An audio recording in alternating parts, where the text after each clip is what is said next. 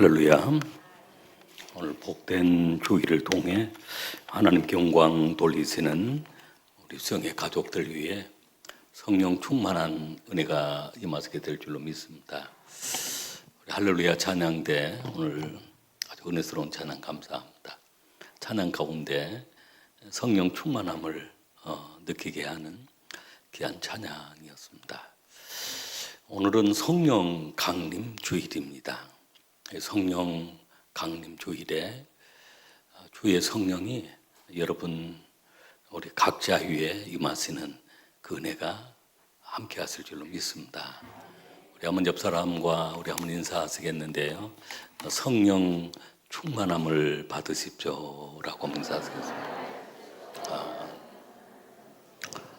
성령의 기름 부으심이 여러분과 함께 하셔서 성령의 능력 또 성령의 기름 부으심이 충만하게 될 줄로 믿습니다. 오늘은 특별히 성령 강림 주일에 부흥성회가 우리 교회에서 열리게 되었습니다. 오늘 오전에 2부 예배와 3부 예배 시간 그리고 오후 찬양 예배 2시 예배 시간 오늘 3번 집회가 있고 월요일부터 수요일까지 밤 시간 7시 30분 시간에 월화수 또 3번의 집회가 있습니다. 이번 부흥성회를 통해서 주제가 치유와 회복을 위한 말씀 부흥회입니다. 큰 은혜가 임하게 될 줄로 믿습니다. 성경에 보면 그 부흥회를 가졌던 그런 내용들이 많이 나와 있습니다. 창세기 18장에 보면 야곱이 하란으로 떠나는 그 길에 베델이라고 하는 곳에 잠을 청하게 되었는데 사실은 그때 그 야곱이 두렵고 외롭고 힘든 시간을 보내고 있었습니다. 그때 하나님의 사자가 이 부흥의 강사가 되어서 야곱을 찾아오신 것입니다. 그리고 그 야곱에게 하나님이 약속을 하십니다. 누워있는 이 땅을 주겠다. 너의 자손이 크게 번창하게 될 것이다. 이러한 그 축복의 말씀을 천사 하나님의 사자를 통해 듣게 되었습니다. 하나님의 음성을 듣게 되었고 천사가 오르락 내리락 하는 그런 환상도 보게 되었습니다. 그때 야곱이 결단을 하게 되어지는데 하나님께 소원하면서 결단하는 그 결단이었습니다. 3가지였는데 하나님만 섬기겠습니다. 하나님 저와 동행해 주십시오. 저를 지켜주십시오. 라고 하면서 3가지 그 소원을 결단을 하게 되어지는데 저는 하나님만 섬기겠습니다. 그리고 이 기둥을 여기에 교회를 세우겠습니다. 성전을 세우겠습니다. 그리고 하나님이 주시는 물질 가운데 10의 1조를 반드시 드리겠습니다. 그러한 그 부흥, 영적 개인 부흥회였습니다. 놀라운 그런 결단이 일어나게 되었고 그런 야곱은 그 베델의 경험, 베델의 부흥회를 통해서 20년 동안 하란 생활을 통해 하나님이 보호하시고 하나님이 축복하시는 그 축복을 경험하게 되어서 그가 돌아올 때는 거부가 되어서 돌아오게 된 것입니다. 사람이 외롭고 두려움을 만난 그 순간 꼭 우리는 이런 부흥회가 필요한 것입니다. 그리고 우리 안에 거룩한 결단을 하게 되어질 때 부흥성회를 통해서 우리가 많은 결단을 하게 되어지는 것입니다. 사무엘상 7장 말씀을 보면 거기에 사무엘이 강사가 되어서 그 미스바 부흥성회가 나옵니다. 그때 블레셋의 침략을 받고 나라가 아주 공경에 빠져 있는 순간이었습니다.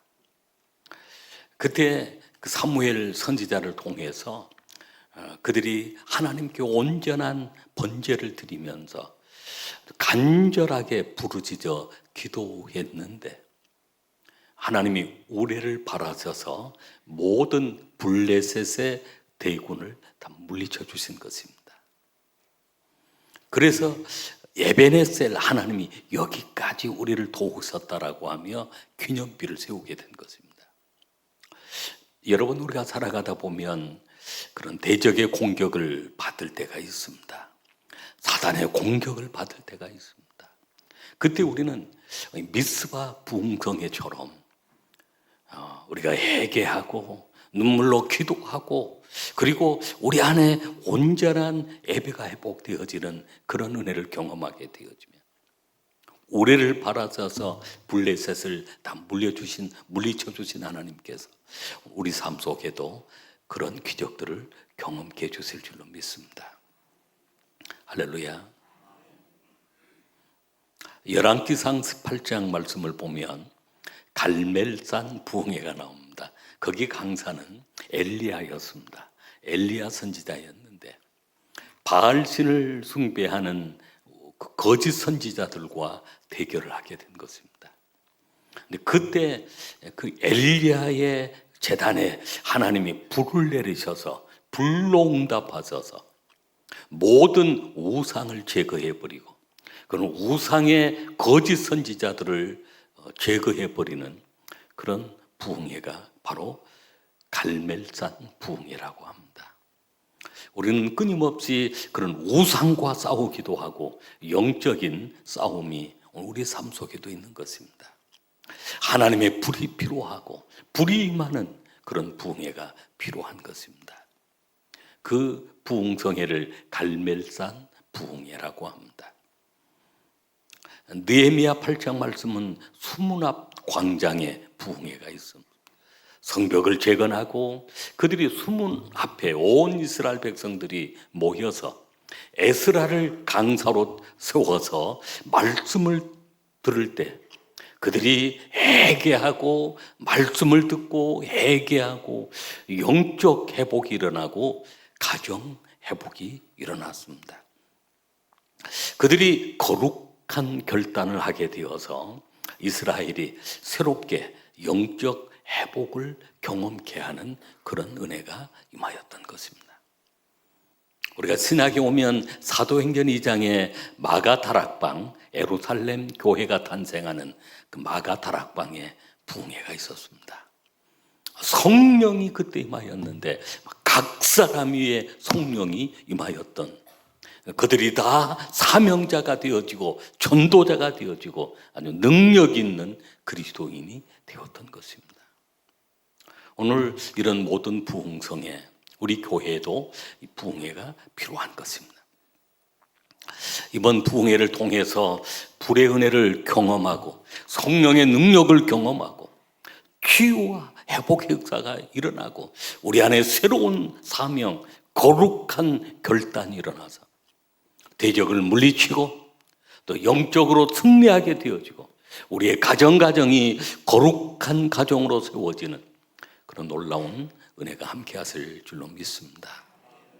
오늘 우리가 봉독한 본문의 말씀은 이사야 61장에서 예수님에 대한 예언의 말씀으로 나왔던 말씀입니다. 이 말씀을 예수님께서 사역을 시작하시면서 바로 이 말씀을 인용하셨던 것입니다. 주의 성령이 내게 임하셨으니 성령이 임하면 성령을 통해서 하시는 일이 있는 것입니다. 바로 이 일이 예수님이 오신 목적이고 성령을 통해서 일하시는 성령의 일이시기도 하고 예수님의 일이시기도 한데 오늘 우리 가운데 성령이 임하면 우리 또한 이런 역사들을 경험하시게 될 줄로 믿습니다. 누가복음 4장 18절 말씀 우리 한번 같이 읽겠습니다. 주의 성령이 내게 임하셨으니 이는 가난한 자에게 복음을 전하게 하시려고 내게 기름을 부으시고 나를 보내사 포로된 자에게 자유를 눈먼 자에게 다시 보게 함을 전파하며 눌린 자를 자유롭게 하고 아멘. 이 말씀을 보면 우리가 첫 번째는 성령이 오셔서 그 예수님을 통해 이루어 가시는 그 일인데 가난한 자에게 복음을 전하게 하십니다. 우리 한번 따라하겠습니다. 가난한 자에게 복음을 전하게 하십니다. 오늘 또 성령이 하시는 일은 오늘 우리로 하여금 복음을 믿게 하고, 복음은 바로 예수 그리스도 있습니다. 바로 이 복음은 세상의 가장 기쁜 소식입니다. 우리를 구원하셨다는 소식, 죄사함을 받게 하셨다는 소식, 오늘 우리에게 영원한 생명을 주신다는 이 소식, 바로 이 복음인데, 복음을 듣게 하시고 복음을 전하게 하시는 것입니다. 그런데 여기에 가난한 자에게라고 앞에 붙어 있습니다. 심령이 가난한 사람, 심령이 가난한 사람들이 이 복음을 받아들이기 때문입니다. 마태복음 5장 3절 말씀을 우리 같이 한번 읽겠습니다. 심령이 가난한 자는 복이 있나니 천국이 그들의 것이며. 아멘. 심령이 가난하다라고 하는 것은 내가 하나님 없이는 살 수 없습니다. 하나님의 도우심 없이는 살 수 없습니다. 자신의 연약함을 고백하고 하나님을 의지하며 살아가는 사람이 심령이 가난한 사람. 오늘 이 자리에 모인 여러분들이 예수를 구주로 영접했고 하나님의 자녀가 된 것은 심령이 가난한 사람이기 때문입니다. 할렐루야. 심령이 가난한 사람은 복음의 필요성을 느낍니다. 그리고 그 복음을, 예수 그리스도를 나의 주, 나의 하나님으로 영접하며 살아가는 것입니다. 세상은 물론 부자라고 해서 심령이 가난하지, 모든 사람들이 다 부자들은 심령이 가난하지 않다, 그런 말씀은 아닙니다. 부자들도 심령이 가난해서 복음을 받아들이는 사람들이 많습니다. 그러나 또 많은 부자들은 그 마음이 교만해집니다. 부자는 마음이 교만해집니다. 그리고 교만함은 하나님 없이 살아갈 수 있다라고 생각을 합니다. 그래서 부자가 천국에 들어가기가 어렵다라고. 부자가 천국에 들어가는 것이 낙타가 바늘귀로 들어가는 것보다 어렵다. 그 부자들이 교만한 마음 때문에 하나님 없이 살아갈 수 있다라고 얼마든지 생각하고 그 복음을 필요로 하지 않는다라고 하는 말씀입니다. 마태복음 19장 23절로 24절 말씀을 같이 읽겠습니다. 예수께서 제자들에게 이르시되 내가 진실로 너에게 이르노니 부자는 천국에 들어가기가 어려우니라.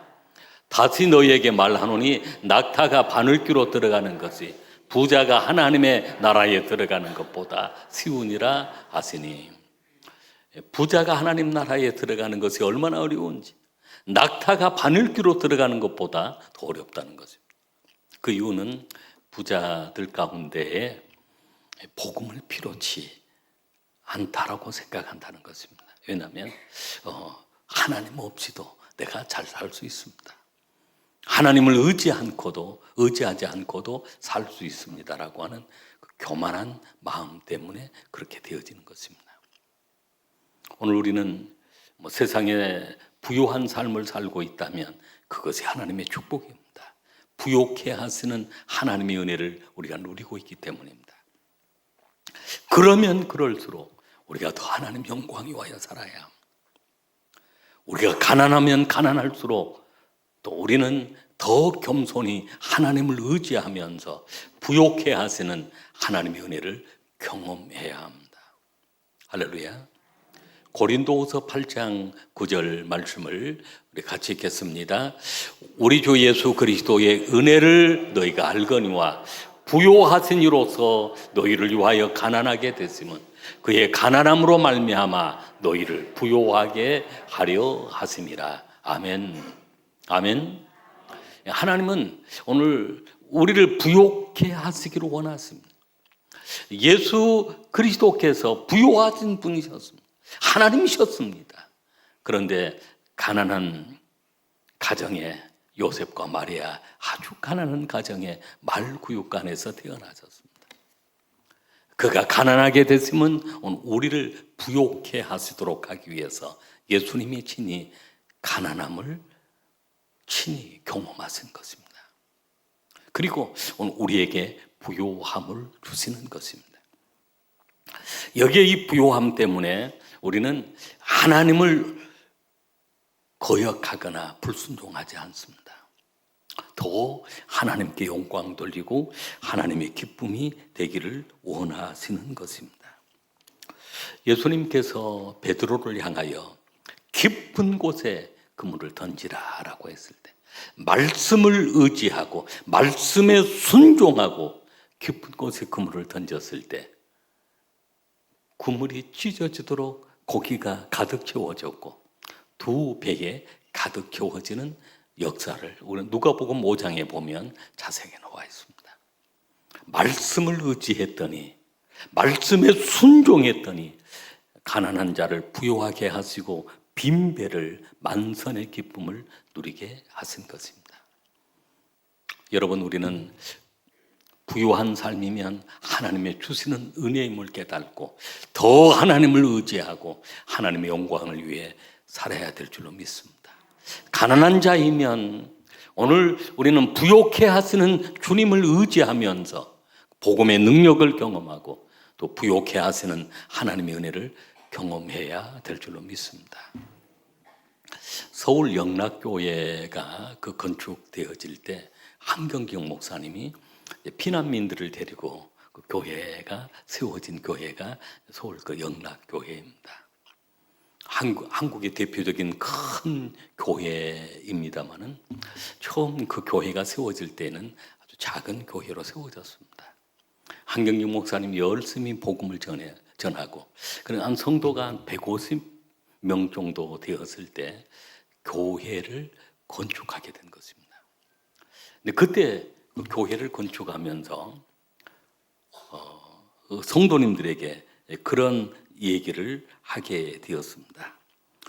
교회를 건축을 하려고 하면서 성전 그 기공 예배를 드리는데 기공 예배에 참석할 성도님들에 대해서 기공 예배를 참여하실 분들은 집에 식량 11분만 남겨놓고 모든 것을 다 팔아서 건축원금을 드릴 수 있는 사람만 기공 예배에 참여하라고 한 것입니다.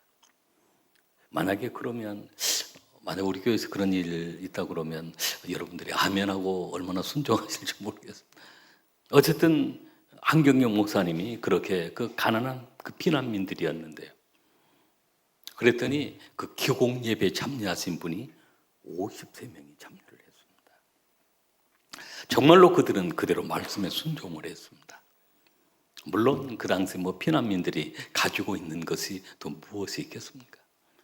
그러나 말씀을 순종하고 기공예배에 참여하시면서 11분의 식량을 놔두고 나머지 다 팔아서 건축원금을 드렸던 것입니다. 그리고 30년이 지난 다음 교회에서 그분들을 조사를 해보았습니다. 연구를 해본 것이죠.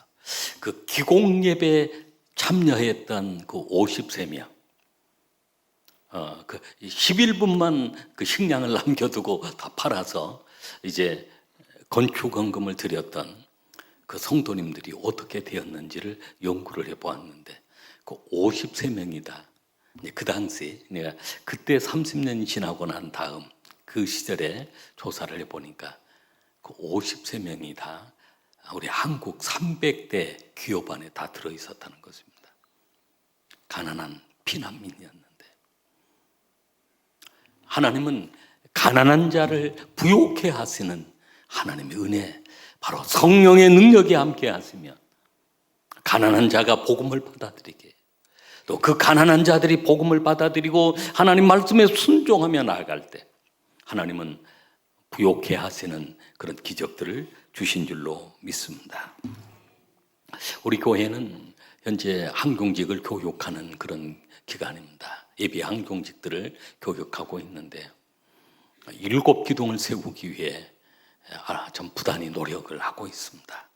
예배, 말씀, 기도, 세배일조, 그리고 전도와 봉사, 그리고 동역을 위해 그 7 기둥을 세워서 하나님의 영광을 돌리기 위해 좀 기쁨으로 순종하며 나가고 있습니다.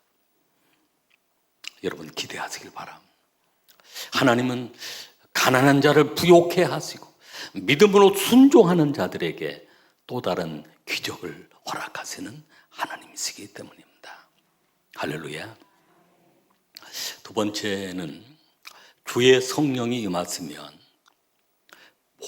포로된 자, 눈먼 자, 눌린 자에게 자유를 주십니다. 할렐루야. 우리가 18절 말씀, 먼저 18절, 4장 18절 말씀을 우리 한번 다시 한번 읽겠습니다. 4장 18절 말씀. 주의 성령이 내게 임하셨으니 이는 가난한 자에게 복음을 전하게 하시려고 내게 기름을 부으시고 나를 보내사 포로된 자에게 자유를, 눈먼 자에게 다시 보게 함을 전파하며 눌린 자를 자유롭게 하고. 아멘. 예수님께서 이 땅에 오셔서 하시는 소중한 사역이기도 합니다.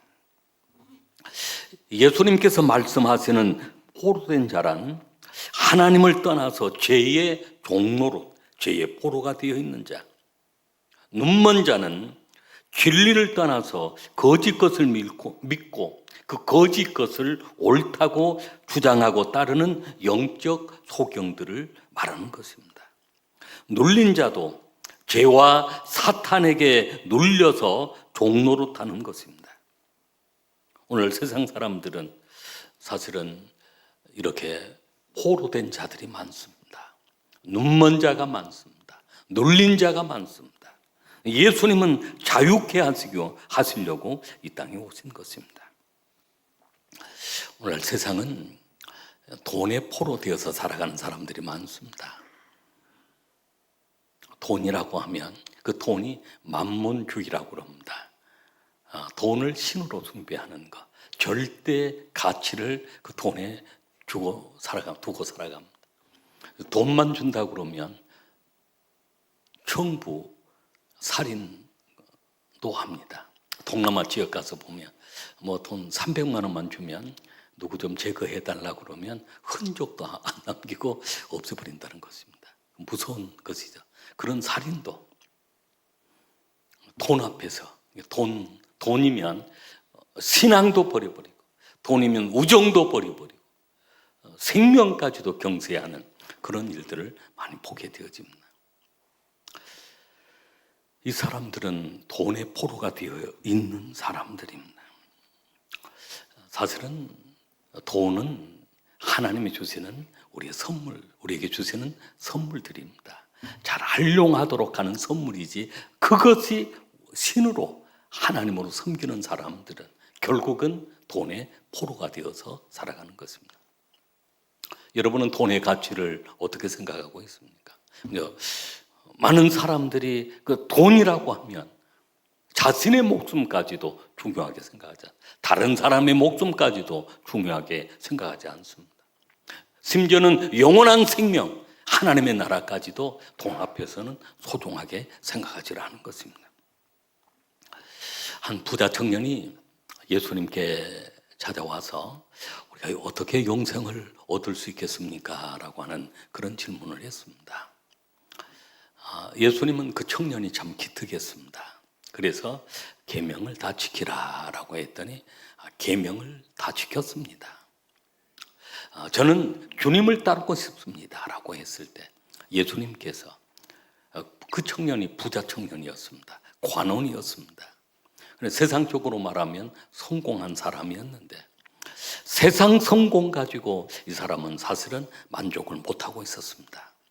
그래서 예수님을 따르는 제자가 되고 싶었던 것입니다. 근데 예수님께서 내 소유를 팔아서 가난한 자에게 나누어 주고 나를 따르라 라고 했습니다. 그때 이 청년은 근심하고 돌아갔다라고 했습니다. 예수님을 따르고 싶지만 자신에게는 돈의 포로가 되어 있는 자신의 모습이기도 한 것입니다. 우리 마태복음 19장 21절 말씀을 우리 한번 같이 읽겠습니다. 예수께서 이르시되 내가 온전하고자 할진대 가서 내 소유를 팔아 가난한 자들에게 주라. 그리하면 하늘에서 보화가 내게 있으리라. 그리고 와서 나를 따르라 하시니. 여러분 그렇습니다. 제가 만모니즘,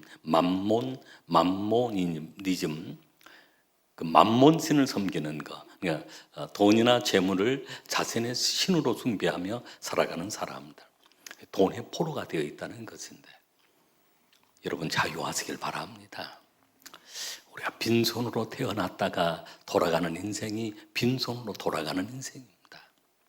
그리고 하나님은 이미 우리에게 주신 것 가지고 누리며 살도록 풍성하게 주셨다는 것입니다. 할렐루야. 오늘날 이런 포로된 자를 자유케 하시는, 오늘 많은 것에 포로가 되어 있습니다. 어떤 사람은 사이비 종교의 포로가 되어 있습니다. 교주를 위해 삽니다. 미혹의 영이 포로로 삼고 있기 때문입니다. 그래서 벗어나지를 못합니다.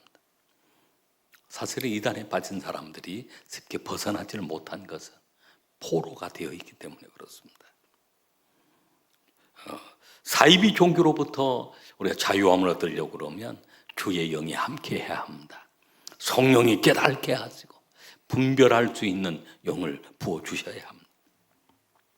중독성의 포로가 되어 있는 사람들이 있습니다. 마약의 포로가 되어 있고, 도박의 포로가 되어 있고, 또 술의 포로가 되어 있고, 이런 중독성으로 포로가 되어서 거기에서 헤어나오지를 못하는 것입니다. 주의 영이 함께 할 때, 주의 성령이 하시는 그 일이 바로 그런 중독으로부터 자유케 하심을 믿으시길 바랍니다. 예수님만이 우리를 해방시키기 때문입니다. 주의 영이 함께 할 때 우리가 해방의 기쁨을 누리게 되어집니다. 신학자 에밀 브루너라고 하는 그 신학자가 있습니다. 신학자는 이런 얘기를 했습니다. 인간은 자유롭다. 그러나 그 자유는, 그러니까 인간은 자유롭다. 인간은 자유를 위하여 살아간다. 근데 그 자유는 하나님께 얽매일 때 비로소 자유한 것이다. 하나님께 붙어 있을 때, 하나님께 얽매여 있을 때, 예수님께 얽매여 있을 때 비로소 우리는 자유한다라고 하는 말씀입니다. 세상의 모든 것으로부터 자유하는 것은 우리가 예수님께 꼭 붙어 있어야만 자유할 수가 있는 것입니다. 고린도후서 3장 17절 말씀을 우리 같이 읽겠습니다. 주는 영이시니 주의 영이 계신 곳에서는 자유함이 있느니라. 우리 한 번 더 하겠습니다. 주는 영이시니 주의 영이 계신 곳에는 자유가 있느니라. 아멘. 여러분의 심령의 자유를 누리시길 바랍니다. 눈먼 자를 보게 하신다라고 했습니다. 예수님은 육신의 눈을 치유하셔서 보게 하셨습니다. 마음의 눈이 먼 자들도 마음을 열게 하시고 보게 하십니다. 영의 눈먼 자들이 있습니다. 하나님을 알지 못하고 영원한 천국을 보지 못하고, 하나님의 이 세계는 육신의 눈으로 보는 것이 아닙니다. 영의 눈이 열려야 영적인 세계를 볼 수 있고 우리 하나님의 나라를 보고 경험하게 되어지는 것입니다. 눌린 자를 자유케 하십니다. 열등감에 눌려 있는 사람, 죄책감에 눌려 있는 사람, 수많은 그런 눌림이 있습니다. 사단에게 눌려 있는 사람. 다윗은 죄를 짓고 난 다음 죄책감에 시달렸습니다. 잠을 자지를 못하고 너무너무 고통스러웠습니다. 그런데 회개하고 하나님의 은혜를 경험하고 주의 영이 함께하니까 죄사함을 경험했습니다. 그가 시편 32편 1절에 이렇게 고백합니다. 우리 시편 32편 1절 말씀, 허물의 사함을 받고 자신의 죄가 가려진 자는 복이 있도다. 아멘. 누구나 다 허물이 있고 누구나 다 죄를 가지고 살아가지만 그 허물의 사함을 받고 그 죄가 가려진 자, 허물의 사함을 받고 죄가 가려지기 위해서는 십자가 앞으로 나와야 합니다. 십자가 보혈의 피를 통해 우리의 모든 죄를 사하시고 용서하셨기 때문입니다. 사단에게 눌리는 사람들도 주의 영에 함께 할 때 사단이 한 길로 왔다가 7길로 도망침을 믿으시길 바랍니다. 요한복음 8장 32절 말씀을 우리 한번 같이 읽겠습니다. 진리를 알지니 진리가 너희를 자유롭게 하리라. 아멘. 다시 한번 읽겠습니다. 진리를 알지니 진리가 너희를 자유롭게 하리라. 아멘. 여러분, 주의 영이 여러분에게 자유함을 주시고 포로된 자, 눈먼 자, 눌린 자에게 자유함을 주시는데, 혹시 우리의 삶 속에 포로된 부분이 있다면, 눈멀어 있는 부분이 있다면, 눌린 부분이 있다면, 오늘 이 시간 주의 영이 함께 하심으로 자유함을 누리는 수령의 가족들이 될 수 있기를 바랍니다. 마지막 세 번째는 은혜의 해를 전파하게 하십니다. 은혜의 해를 선포하십니다. 우리 누가복음 4장 19절 말씀을 같이 읽겠습니다. 주의 은혜의 해를 전파하게 하려 하심이라 하였더라. 주의 영임하여서 주의 은혜의 해, 바로 이 은혜의 해는 희년의 해였던 것입니다. 레위기 15장 10절 말씀을 같이 읽겠습니다. 너희는 50년째 해를 거룩하게 하여 그 땅에 있는 모든 주민을 위하여 자유를 공포하라. 이 해는 너희에게 희년이니 너희는 각각 자기의 소유주로 돌아가며 각각 자기의 가족에게로 돌아갈지며. 아멘. 안식일이 있습니다. 안식을 주기 위해서. 안식년이 있습니다.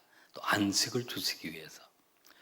이것은 영원한 안식이 있다라고 하는 예표이기도 합니다. 희년도 마찬가지입니다. 그 안식년이 7번 되어진 다음에 50년째가 바로 희년입니다. 희년은 그 노예를 자유롭게 합니다. 빛이 있으면 다 탕감시켜 버립니다. 그리고 다 자신의 가족의 품으로 돌아가게 만듭니다. 이것이 희년인 것입니다. 안식일, 안식년, 희년, 이것은 또 영원한 천국, 영원한 안식이 있음을 우리에게 가르치는 예표이기도 한 것입니다. 주의 영이 함께 할 때 예수님은 이 희년을 선포한 것입니다. 너희는 자유다, 자유인이 되었다라고 선포하신 것입니다. 이제 말씀을 마무리하려고 합니다. 여러분, 이번 부흥성회가 우리 모든 심령 가운데 주의 영이 함께 하실 줄로 믿습니다. 주의 영이 함께 함으로 가난한 자에게 복음이 전파되어 우리의 영혼이 주님께 붙잡혀 있는 그 영혼들이 될 줄로 믿습니다.